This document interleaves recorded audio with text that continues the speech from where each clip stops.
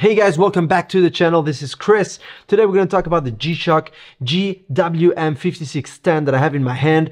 This is basically the OG, the original G-Shock. I had it for now 5 years and I decided to, do a review, long-term review, and let you know what are the pros, the cons, what I think about it, run through some specs, and tell you a bit more about this beauty. First off, there is a square bezel.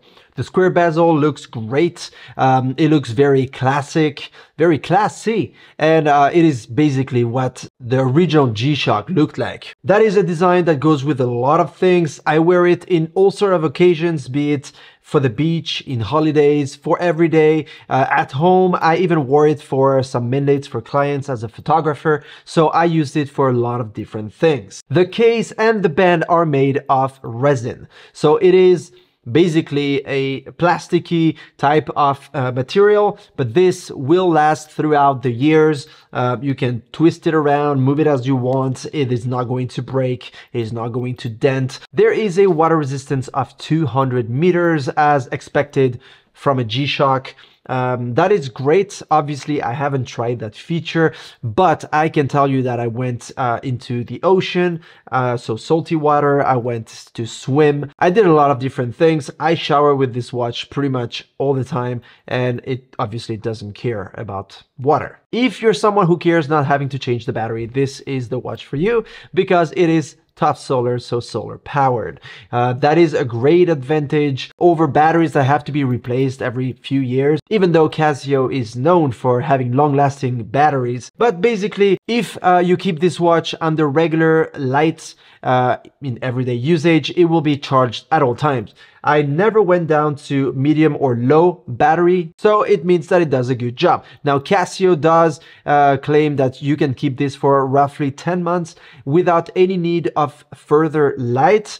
I've never tried that because I never kept this watch for more than a week away from my wrist, but I believe them if they say so. Time gets adjusted automatically using radio signal, and the way that works with multi-band 6 is that there's these big antennas in the world that send a signal to your watch twice a day. It tries to connect and it gets you the exact atomic second so that you're always on time. Now, we all have cell phones and we're used to having the internet atomic time, but having that on such a watch is great because you don't have to do anything and it will always be on time and solar powered. So both combined give you a great watch. It only weighs 51.7 grams.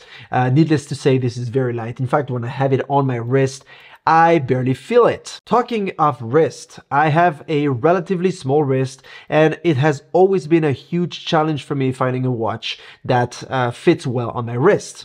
And this one does a great job at it. In fact, I can put it tight enough and you can hold it nicely on the side so it doesn't look awkward, it doesn't look like it's too long, and it really fits well on the wrist. In terms of glass, this has a mineral glass like most G-Shocks. Now, I'm personally a big fan of sapphire crystal that I have on my higher end watches, but G-Shock watches, especially this model, has a protection all around. And thanks to that protection, I never bumped the glass onto anything and there has never been any scratches. And that is really cool. It has all the basic Casio features that we usually find in G-Shock watches, such as world time, stopwatch, timer, alarm, etc. The dial has the day, the date, and the time.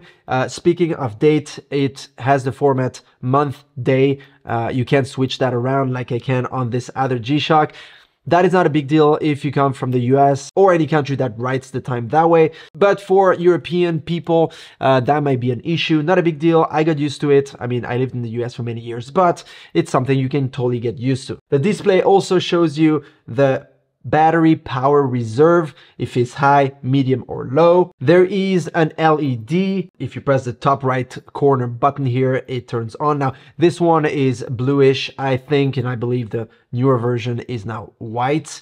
You can also choose in newer version if you want it to last for 1.5 or 3 seconds, depending on how you want to illuminate your watch. That pretty much sums up all the basic features and things this watch can do.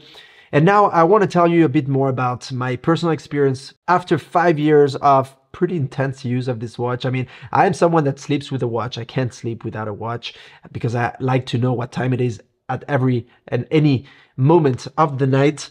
And I wear this pretty much every night because it is comfortable. It just looks neat on the wrist. It looks clean. It looks retro but modern. You know that you're always on time.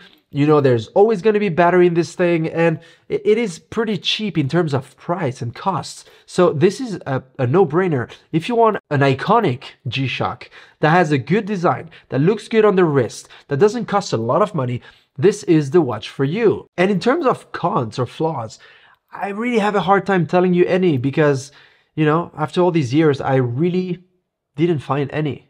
So there. That's my take on this beautiful original Casio G-Shock GWM5610. If you have any question, write it down in the comment section below. I'll answer as fast as possible. Let me know, do you own this watch? Do you own a previous model? A more recent model? What do you think about it? Are you considering to buy one? Don't forget to subscribe if you like my content, and only if you like my content, because I'm close to 1,000 subscribers on this channel too, and that will be amazing, and I'll try to focus on making more similar content. See you in my next video. Cheers.